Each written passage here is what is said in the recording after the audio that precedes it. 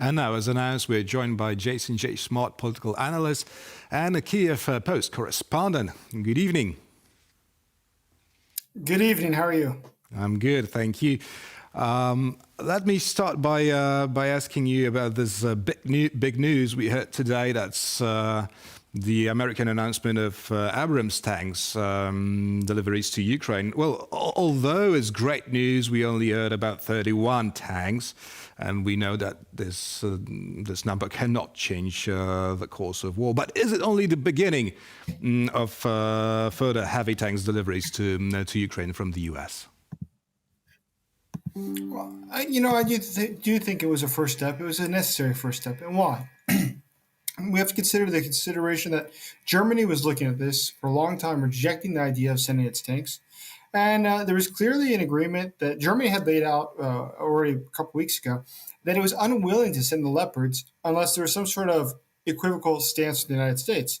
And that's what we saw, is that Germany put forward a relatively small number of tanks, but the U.S. came back with a very similar answer. Okay, we'll put out about the same number of tanks. Now, what does that really show? It really shows is that it takes time for production. It takes time to order more tanks. And they're going to restock their supplies as they send more and more tanks to Ukraine. I do not think this is the end of the show. As you know, General Zaluzhny, who's in charge of the Ukraine's defense right at the moment, as he has said, there was probably a necessity of about 300 tanks. Right. So, yes, 30 is not going to change the war. Nor is it going to be 60 or even 80, but it does allow at least the concentration in the areas that are at the highest risk, and a concentration in those areas where Russia has its strongest positions. And this will protect Ukrainian lives. This will help the defenders against the Russian occupational forces. Right, as we're talking numbers, after much pressure from Poland as well, and also from the US, Germany rushed yesterday to announce its own decision about sending Leopard tanks to Ukraine before the Biden's announcement today. But will there be more than 14 this time? Because we heard it, so much often from the German side that there will be deliveries, but it all took that long that they actually never happened. So will there be more than 14 German Leopard tanks in Ukraine? I believe so. And I think that Germany, listen, Scholz, and once again, I'm by far one person who's going to make apologies for Scholz. But that being said, I do understand that his political situation is complex and that he's working with a coalition of political parties in their parliament who are unwilling to support Ukraine, who, let's be frank, are probably on the side of Russia. And so he is taking steps that are slow, careful, and deliberate, and unfortunately extremely slow is probably the better way of saying that. But I do think it is moving in the right direction. And in order for his domestic audience to not lose their support, it was necessary to start with such a small quantity of tanks. And I do think that will grow with time. Mm-hmm. Right. Well, we know that the German society is clearly afraid of the Russian threat. I don't know how, because it doesn't border it doesn't border Russia whatsoever. But apparently Germans need that tanks to protect Germany. So the question comes whether Chancellor Scholz really wants Russia to totally lose this war.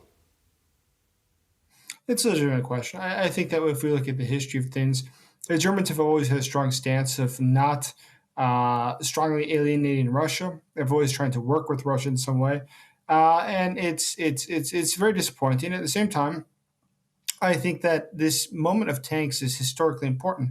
As you know, other governments that Germany has had have been unwilling to release tanks. That has always been sort of the red line for them. That's too far. That's too much. It's too aggressive. It's better to find some sort of negotiated peace. And at this point, I think it just became too unpopular, even in German society. I think that the general people understood that this was not a rational argument. There's no really logical reason that those tanks would be something more offensive than anything else that Ukraine has. And let's be honest, is that I think that this is just political posturing on behalf of Scholz, which is quite disappointing. But as we know, German politicians tend to be very populistic, and Scholz is no different than that. Mm-hmm. Right. So seemingly today, NATO is united when it comes to helping Ukraine. But then on the other hand, we have the issue of Turkey's loud no to Swedish accession to NATO. Now, do you think that Sweden will ultimately join NATO and along with Finland, or will Finland do it on its own? No, I think that they both will get in. It's just a question of how. And yeah, as we've seen historically in the case of Turkey, for instance, there's always a deal to be cut. The government has always been able to show that Ankara needs this in exchange for that. And in the case of this, I'm not quite sure what it's going to be. It's probably going to be more weapons packages from the United States. And so they are going to receive the gifts they want, Hungary as well as Turkey, in order to be pacified so they vote in favor of essentially these two countries to NATO. And let's be frank, is that both those countries it's in the interest of NATO that both those countries do join. Both those countries have strategic value. And I think that it's very realistic that we will see their ascension in the near future. Right, Jason, the anniversary of the Russian invasion is approaching fast, and knowing how much attention the Russians put to the dates and to the symbols, should we expect any major attack from their side this winter before the alleged spring offensive unfolds? I think it is realistic. I do think that they will probably do large-scale missile attacks. Now, I do not think there's going to be a land invasion like there was on February 24th of last year. I think it's improbable at best. Simply look at the numbers involved. The first time they invaded, it took over 100,000 soldiers. At present, there's less than 25,000 Russian soldiers in Belarus. It's simply not likely. But I do think that Russia will attempt again to invade the country with the massive use of soldiers. How that will play out is yet to be seen, or where that will play out exactly, which cities or which crossing points. But whether they will attempt it again, it seems quite likely, because without that, there's absolutely no hope that Russia would have or maintain of being able to really make inroads towards Kiev. Well, masses of soldiers, you say. Well, the mobilization in Russia is clearly ongoing. Well, they tried with the regular army first, then they tried with the Donetsk and Luhansk separatists. Later, they tried with regular criminals, with the Wagner group. Well, what comes next? Or who will fight this Russian war now? Well, I think that what's going on right now in Russia, which is really worth mentioning, it gets very little attention, but it's worth mentioning, is that these private military organizations, such as the Wagner Group, are in sort of open conflict with the formal regular Russian army.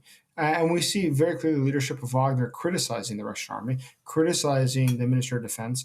And it occurs to me that there is a very good chance that this conflict might spread. And, the best case for all of us in the West is that Wagner has an open conflict with the military that turns to something like a physical conflict, a kinetic exercise, where all of a sudden we have the Russian military fighting against the Wagner group. How realistic is that? At present, it's I don't think it'll happen next week. But is it possible in the coming weeks? I think it is very realistic, because these people who are running the private militaries are not serving Russia's interests, they're serving their self-interest. Their objective in the end is to make money. And if they find it to be more profitable to go after the Russian government, or they think the Russian government's weak, they have a chance to topple it, which would give them more access to resources, I think they would realistically aim for that. That would be something, Russians fighting Russians. In Russia, not in... We can always hope. But in Russia, yeah. Jayson Jay Smart, political analyst for the Kiev Post. Thank you very much, Jason. Thank you, sir. And thank you for watching. That's all in this World News episode. So that's for more here on TVP World.